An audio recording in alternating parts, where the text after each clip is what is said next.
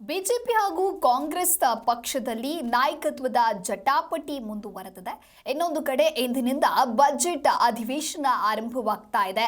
ಸರ್ಕಾರದ ಜೊತೆಗೆ ಶೀತಲ ಸಮರದ ನಡುವೆ ರಾಜ್ಯದ ಚಿತ್ತ ಜಂಟಿ ಅಧಿವೇಶನ ಉದ್ದೇಶಿಸಿ ರಾಜ್ಯಪಾಲರು ಮಾಡುವ ಭಾಷಣದತ್ತ ನೆಟ್ಟಿದೆ.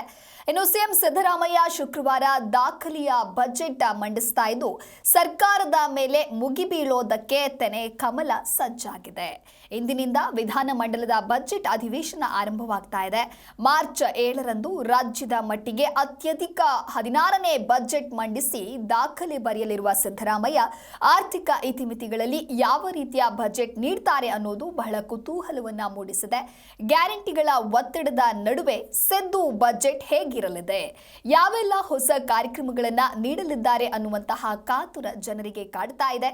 ಬೆಳಗ್ಗೆ ಜಂಟಿ ಅಧಿವೇಶನ ಉದ್ದೇಶಿಸಿ ರಾಜ್ಯಪಾಲ ಥಾವರ್ ಚಂದ್ ಗೆಹ್ಲೋಟ್ ಭಾಷಣವನ್ನ ಮಾಡಲಿದ್ದಾರೆ.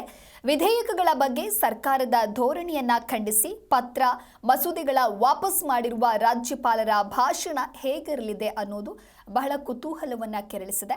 ಬಳಿಕ 3 ದಿನಗಳ ಕಾಲ ರಾಜ್ಯಪಾಲರ ಭಾಷಣದ ಮೇಲೆ ಚರ್ಚೆ ನಡೆಯಲಿದ್ದು ಮಾರ್ಚ್ 6ರಂದು ಸರ್ಕಾರ ಇದಕ್ಕೆ ಉತ್ತರವನ್ನ ನೀಡಲಿದೆ. ಇತ್ತ ಸರ್ಕಾರದ ವಿರುದ್ಧ ಹೋರಾಟಕ್ಕೆ ವಿರೋಧ ಪಕ್ಷಗಳು ಸಜ್ಜಾಗಿ ನಿಂತಿವೆ.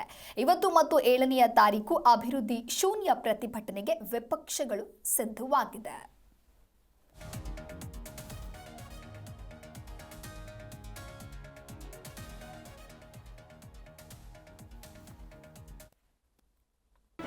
ಜಿ ಕನ್ನಡ ನ್ಯೂಸ್ ಈಗ ನಿಮ್ಮ ಮನೆಯಲ್ಲೇ ನೋಡಿ. ಎಲ್ಲ ಕೇಬಲ್ಗಳಲ್ಲಿ ಈಗ ಲಭ್ಯ.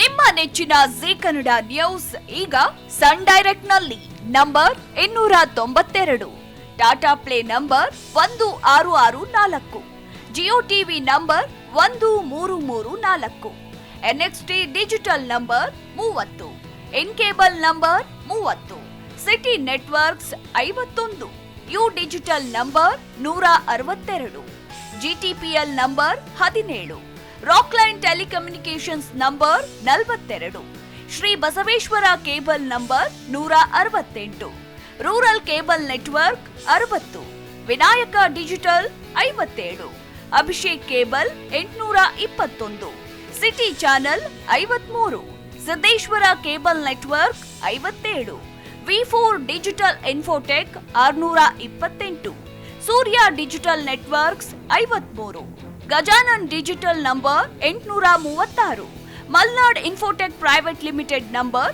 56, Metrocast number 830, victory digital number 167ರಲ್ಲಿ ನೋಡಿ ಆನಂದಿಸಿ.